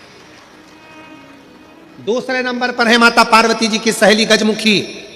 इतनी सुंदर थी, इतनी सुंदर थी, इतनी सुंदर, जो आज के ज़माने में दिन भर इंस्टाग्राम पर और फेसबुक पर और ना जाना कौन कौन से वो सोशल मीडिया पे आप जितनी भी सुंदर सुंदर कहते हो ना, कितनी सुंदर, कितनी सुंदर, ये सब जितनी दुनिया की सुंदरता है पार्वती जी के साथ रहने वाली एक उनकी सखी गजमुखी के चरणों की धूल के बराबर है। चरणों की धूल के बराबर। इतनी सुंदर थी गजमुखी। एक दिन गजमुखी आई पार्वती जी के पास। गौरा, गौरा, गौरा। गौरा ने कहा क्या बात है, क्या हो गया? एक वर चाहती हूं तुमसे। क्या वर है? बस मैं चाहती हूं कि जब भी मैं तेरे साथ चलूं पूरी दुनिया की दृष्टि केवल तुझ पर रहे, मुझको कोई ना देखे, ऐसा वर चाहिए। पार्वती जी ने कहा इतनी स्त्री की सुंदरता तो उसके चेहरे से ही होती है और तू ऐसा वर मांग रही? नहीं नहीं नहीं, मुझे मुझे बस तू वर दे दे, ऐसा वर दे दे। पार्वती जी ने कहा तुझे जो अच्छा लगे वो प्राप्त कर ले, मुझे हाथी का मुख लगा दे।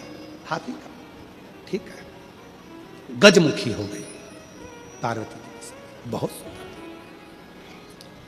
अब एक बार गजमुखी ने नंदी से संवाद कर लिया। बहुत सुंदर प्रसंग है, थोड़ा ध्यान देना।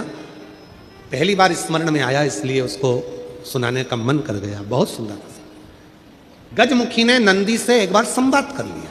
दोनों की खिंचातानी होने लगी। नंदी कहने लगे भोलेनाथ जी के भार को मैं अपने कंधे पर लेकर चलता हूं, मेरी पीठ पर शिव और शक्ति दोनों विराजमान होते हैं, मैं उन दोनों को भ्रमण कराते रहता हूं। देखा मुझ में बल, मैं शिव और शक्ति को अपनी पीठ पर बिठाकर घुमाता रहता हूं। गजमुखी सुनती रही, सुनती रही। गजमुखी ने कहा रे नंदी, ये तेरा भ्रम है कि तू शिव को उठाकर लेकर जा रहा। ये तेरा भ्रम है कि शंकर भगवान तेरी पीठ पर बैठ कर जा रहे हैं। शंकर भगवान को लंका का राजा रावण भी ले जाना चाहता था, पर भगवान शंकर ने अपने अंगूठे को, मात्र पांव के अंगूठे के नख को इतना सा दबाया था और रावण ने पूरा बल लगा दिया था तो नहीं उठा पाया था। जरा सोच नंदी, वो तो शंकर भगवान की कृपा है तुझ पर, इसलिए शिव जब तुझ पर बैठते हैं हल्के हो जाते हैं, इसलिए तेरे साथ चले जाते हैं। पर नंदी मानने को तैयार नहीं। जब नंदी नहीं माना तब गजमुखी ने कहा कि नंदी मेरी बात मान ले। नंदी कहते नहीं नहीं, अगर तुम कहती हो कि शिव हल्के हो जाते हैं भक्त के लिए, तो तुम ऐसा कुछ कर कर बता दो कि शंकर भगवान तुम्हारे कहने पर बैठ जाए। ठीक है। आज गजमुखी पार्वती जी की आज्ञा लेकर तब साधना में बैठ गई। शिव जी प्रसन्न हो गए। क्या बात है गजमुखी, क्या चाहती हो? इतने दिनों से तुम तप साधना कर रही हो पार्वती की, आज मेरी तप साधना? क्या हुआ? बोलो गजमुखी, क्या चाहती हो? गजमुखी ने एक बेलपत्र का पत्ता दिया और बाबा भोलेनाथ जी से कहा बाबा मेरा निवेदन है, इस पत्ते को मैं हवा में उड़ाऊंगी, आप उस पत्ते पर क्या बैठ जाओगे? शंकर भगवान बोलने लगे अकेला बैठूं या पार्वती को भी बैठाऊं? गजमुखी बोली इतने से पत्ते पर पार्वती भी बैठ जाएगी? शिव जी बोले पार्वती को बिठाऊं, साथ में गणेश जी को भी बिठाऊं कि रिद्धि सिद्धि को भी बिठाऊं? गजमुखी ने कहा इतने से पत्ते पर गणेश रिद्धि सिद्धि बैठ जाए। शिव जी बोले कि कार्तिकेय को भी बिठा लूं, कि अशोक सुंदरी को भी बिठा लूं, कि जया विशाला सामरीवारी दौतली देव सबको बिठा लूं? इतना बड़ा परिवार सब बैठ जाएगा। इतने में शिव जी बोले कि भगवान विष्णु और लक्ष्मी को भी बिठा लूं क्या? कहा विष्णु लक्ष्मी, तू कहे तो ब्रह्मा ब्रह्माणी को, ब्रह्मा ब्रह्माणी, इंद्र इंद्राणी, 33 कोटि देवता इस पत्ते पर बिठा देता हूं, बोल गजमुखी। गजमुखी मुस्कुराकर बोली ये सब तो नहीं, केवल आप बैठ जाइए। गजमुखी ने शिव नाम लेकर पत्ते को शिवलिंग पर चढ़ाने के लिए बस थोड़ा सा उसको नीचे की ओर गिराया। उतनी देर में उस पत्ते के अधर पर मेरा शंकर आकर विराजमान हो गया। मेरा शिव, मेरा शिव उस पत्ते पर आकर आवाज लगाई, नंदी जल्दी आओ। तुम कहते थे मुझ में बल है, मैं शिव को पीठ पर बिठाता हूं। तुमसे ज्यादा बल एक बेलपत्री के पत्ते में है, जो पूरे 33 कोटि देवता को एक पत्ते पर बिठा सकता है। एक बेलपत्र के पत्र में वो बल होता है, एक बेलपत्र के पत्ते में वो बल होता है, पूरे ब्रह्मांड को वो अपने में समेटे रहता है। तब भगवान शिव ने प्रसन्न होकर कहा, सुनो गजमुखी, आज मैं प्रसन्न हुआ, तुम्हें वर देता हूं। जब भी पृथ्वी पर मृत्युलोक में कोई पार्थिव शिवलिंग का पूजन करेगा और पार्थिव मिट्टी का जब कोई शिवलिंग बनाएगा, उस शिवलिंग को केवल थाली पर, पाटे पर या लक्कड़ पर नहीं, मेरा बेलपत्र रखकर जब उस पर कोई शिवलिंग का निर्माण करेगा, जो कामना वो चाहेगा उसकी कामना शिव उसी क्षण पूरा कर देगा, उसी क्षण पूरा। आप में से कितने लोग हैं जो पार्थिव लिंग का निर्माण करते हैं? हाथ उठाओ। करते हो सब? वैसे नहीं करते होगे तो सावन में अपन लोग सब मिलकर ही करते। काय में बनाते हो? पात्र में। पात्र के अंदर जब शिवलिंग का निर्माण करते हो तो सबसे पहले नीचे एक बेलपत्र रखा, रखते हो? जम के तो बोलो, रखते हो ना? बहुत जरूरी है एक बेलपत्र। क्यों? कहते हैं जब हमने शिवलिंग बना लिया, पूजन चालू कर दी, पानी डालना प्रारंभ करा, ये तो मिट्टी है, धीरे धीरे पानी चढ़ते चढ़ते गलने लगती है। जब मिट्टी गलने लगती है, शिवलिंग थोड़ा थोड़ा थोड़ा थोड़ा खंडित होने लगता है। मन में आता है कि हमने शिव जी की पूजन करी, शिवलिंग मट्टी का था, गल रहा है। शहद चढ़ाने से, दूध चढ़ाने से, जल चढ़ाने से, अभिषेक करने से मिट्टी गलने लगी है, शिवलिंग खंडित होने लगा है। शिव महापुराण की कथा कहती है, पार्थिव लिंग को, मिट्टी के शिवलिंग को जब हम बेलपत्र के ऊपर निर्माण करते हैं, पार्थिव शिवलिंग बनाकर पूजन करते हैं, तो वो मिट्टी का शिवलिंग अगर गल भी जाए, टूट भी जाए, पानी में बह भी जाए, तो याद रखना वो कभी खंडित नहीं माना जाता, वो अखंड ही माना जाता। जब तक आपकी पूजन चलेगी तब तक वो अखंड ही माना जाएगा, जब तक उसका विसर्जन नहीं होगा। उसकी विसर्जन नहीं होगा तब तक वो अखंड कहलाए, अखंड। अब कई लोग कहते हैं गुरुजी वो पानी में हमने रखे रखे वो पानी चढ़ाते ना, वो उसमें छेद हो जाता है, वो पूरा गल जाता। गलने दो ना, बेलपत्री पर है ना, बेलपत्र पर है ना, तो क्या चिंता? अखंड है, अखंड। कितना सुंदर कहा है शिव महापुराण के अंदर। गजमुखी का चरित्र यदि पढ़ेंगे तो गजमुखी के चरित्र में वर्णन आता है, यदि मन के आनंद के लिए आपको अगर शिवजी पर बेलपत्र चढ़ाना है तो पहले जल चढ़ाएंगे, जल के बाद हम बेलपत्र चढ़ाते हैं। बोलो चढ़ाते कि नहीं चढ़ाते? पर जब कोई विशेष कोई व्यक्ति बीमार पड़ गया, रोग से ग्रसित हो गया, बहुत बड़ा उसके साथ में दुख आकर खड़ा हो गया, बहुत बड़ी तकलीफ में वो घिर गया, कोई एक्सीडेंट हो गया, कोई तकलीफ में पड़ गया है, बहुत ज्यादा तकलीफ में आ गया, तो क्या करा जाता है? फिर पहले जल नहीं, पहले चढ़ता है बेलपत्र, उसके बाद चढ़ता है जल। क्यों? बाबा वो बीमार पड़ा है, आप इसको जैसे जल को झेलोगे, उस बीमार व्यक्ति को झेल लेना, कुछ होने मत देना शंभू, उसको संभाल लेना। ये क्रिया तुरंत बदल जाए, तुरंत। इसका प्रमाण क्या है? एक पत्र में, एक पत्र में इसका प्रमाण देखिए।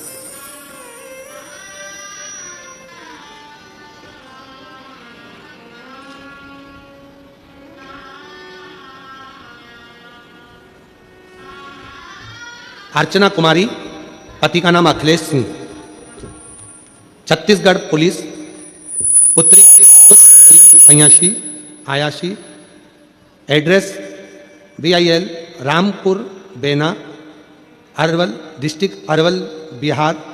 मोबाइल नंबर ये है। कहीं बैठे हैं?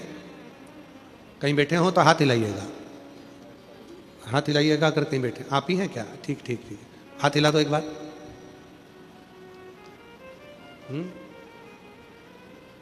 नहीं, वो नीली शर्ट में खड़े हैं, वो हैं शायद। नहीं, सामने सामने खड़े हैं, नीली शर्ट में, बिल्कुल सामने।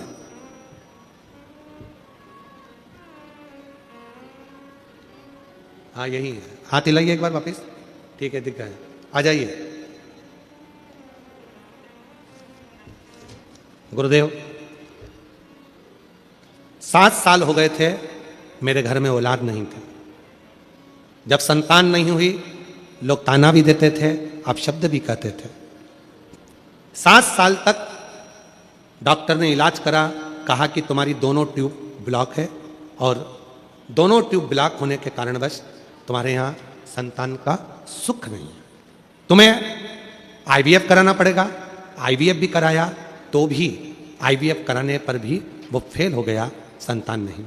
तब 2021 में मेरी दीदी आपकी कथा पशुपति व्रत के बारे में बताई, लेकिन मैं मजाक कर दी, ऐसी मजाक करी मैंने आपकी गुरुदेव, मैं क्षमा चाहती हूँ।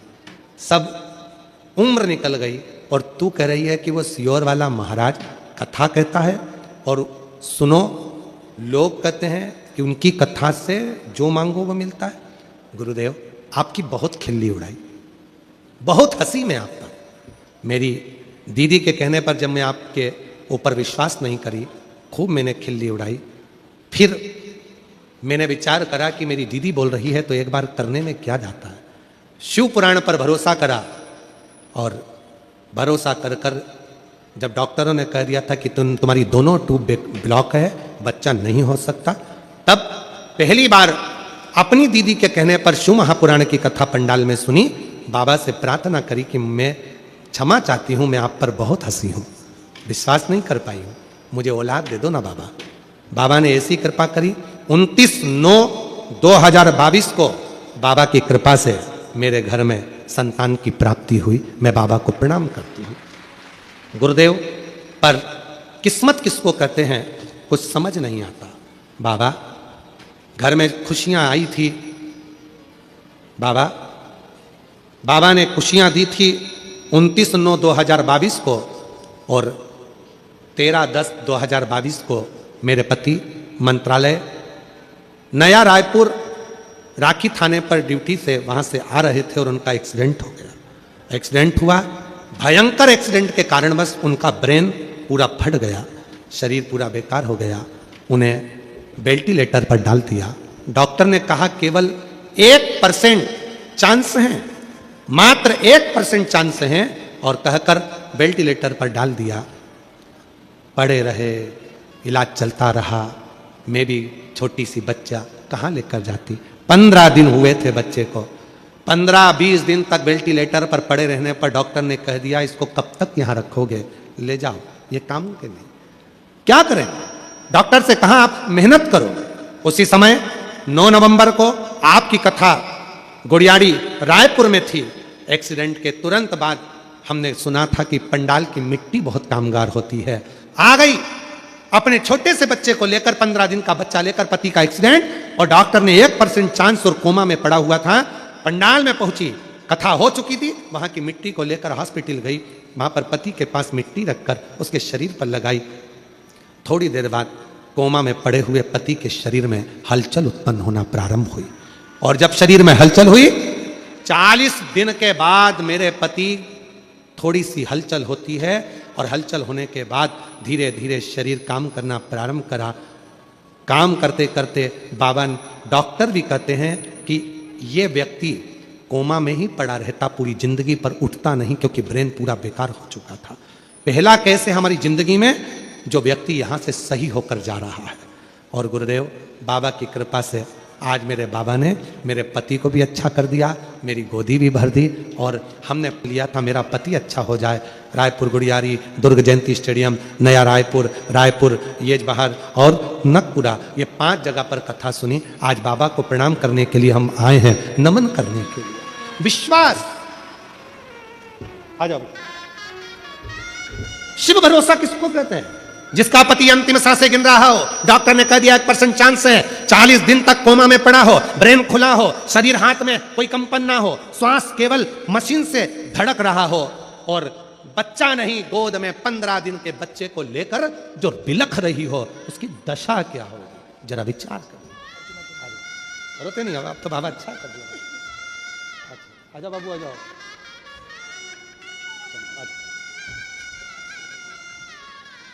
ये शिव की कृपा से दोनों नशे ब्लॉक, यूट्यूब जो ब्लॉक, डॉक्टर ने कह दिया बच्चा नहीं हो सकता और बाबा ने बच्चा दिया। आखिरी में विश्वास नहीं था दीदी पर तो थोड़ा हंसी, बाबा ने परीक्षा ले ली और पति का ऐसा एक्सीडेंट हुआ, मंत्रालय में नौकरी, पुलिस विभाग में, और पूरा ब्रेन पूरा डैमेज, नहीं हिल सकते, कोमा में चले गए, 40 दिन तक पड़े रहे। तब आखिरी में बच्चे को लेकर कथा के पंडाल में 15 दिन का बच्चा लेकर पहुंच गई, मिट्टी उठाकर पति के पलंग पर लगाई, शरीर में हलचल होना प्रारंभ हो गई और बाबा ने आज पूरा ठीक कर कर यहाँ खड़ा कर दिया।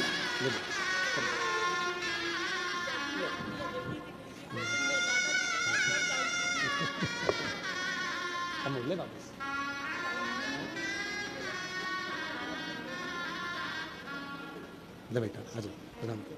अब ठीक है? ठीक है? हाथ पर काम कर रहा है बढ़िया? ब्रेन ठीक है? ठीक है। बाबा ने इतना दिला दिया ना, बस दूसरा जीवन मिल गया, बहुत ही बड़ा। ठीक है?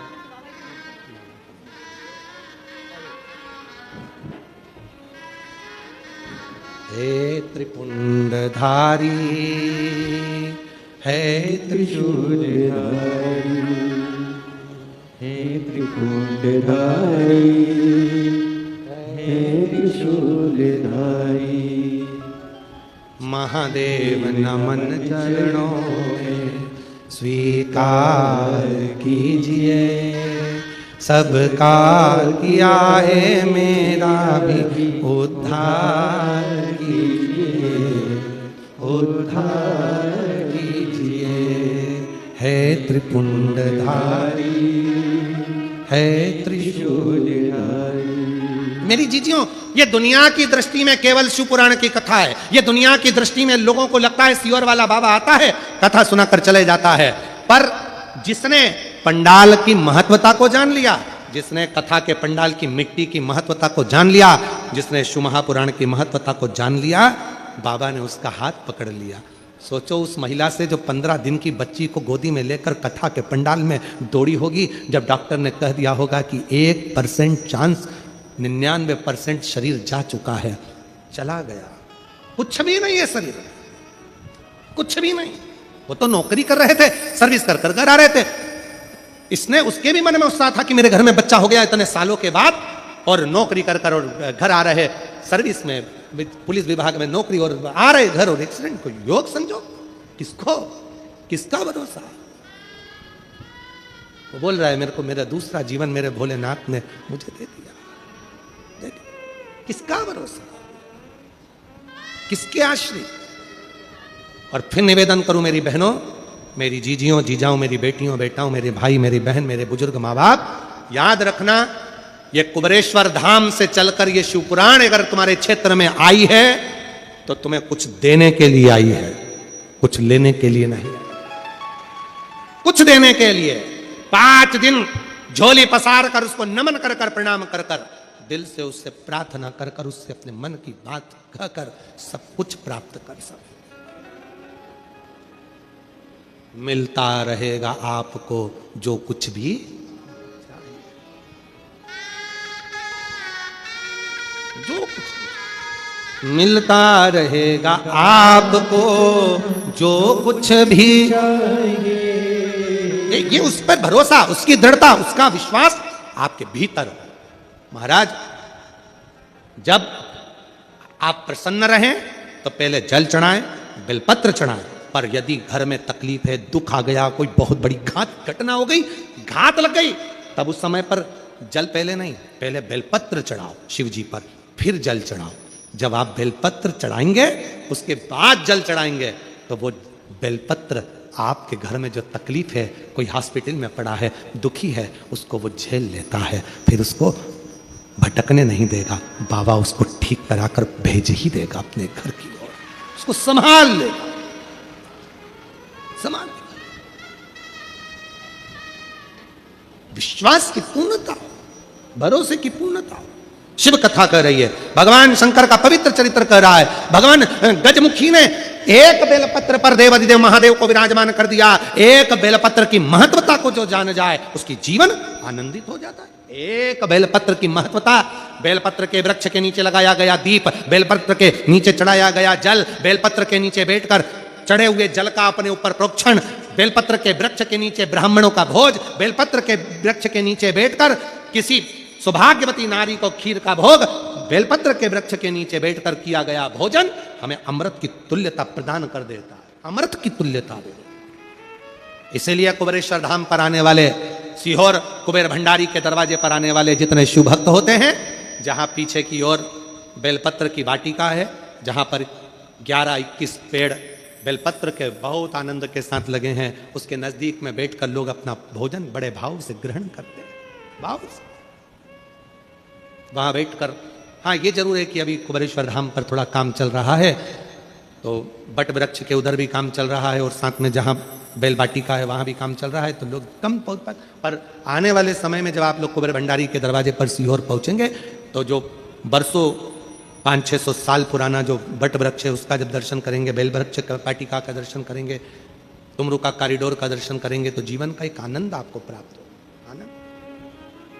और हम आज प्रयास करेंगे, आज शाम को हम अगर फ्री रहेंगे तो शिव महापुराण में जहाँ पर बेल की इतनी महत्वता लिखी है कि बेलपत्र को चढ़ाने से, बेलपत्र के नीचे जल का प्रोक्षण करने से, बेलपत्र के पेड़ के नीचे जल चढ़ाने से, दीप लगाने से क्या क्या फल प्राप्त होता है, आज अगर होगा तो हम अपने YouTube पर भी उसको अवश्य पूरी पुराण में उसको पढ़ते हुए, दिखाते हुए उसका पूरा वर्णन करेंगे और आप लोगों को वो सोशल मीडिया से पहुंचे, प्रयास करेंगे दिखाने का। शिव तत्व है, उसको समझो। कथा चल रही है मंथन की, और बड़ी विशालतम कथा है मंथन की, जिसको हमने इस पवित्र आनंद के साथ ग्रहण कर रहे हैं, मंथन की।